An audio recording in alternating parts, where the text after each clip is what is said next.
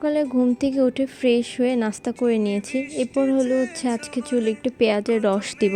তার জন্য চুলে আমি আমার পছন্দের হাতে বানানোর হার্বাল তেলটি এখন পুরো চুলে ভালো মতন দিয়ে নিচ্ছি। প্রতিটা চুলে গোড়ায় গোড়ায় তেলটি দিয়ে ভালোভাবে ম্যাসাজ করে চুলের গোড়া থেকে আগা পর্যন্ত সুন্দরভাবে তেলটি দিয়ে নিলাম। এই তেলটি চুল পড়া বন্ধ করে এবং চুলটাকে অনেক বেশি সফট করে, লং করতে হেয়ার সাহায্য করে।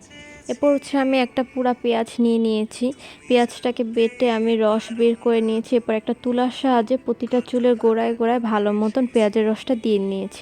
আজকে আমার বোনের চুল রিবন্ডিং করার পর আজকে ওয়াশ ডে ছিল, তো কেরাটিন ট্রিটমেন্টের মাধ্যমে আমার চুল ওয়াশ করে নিচ্ছি।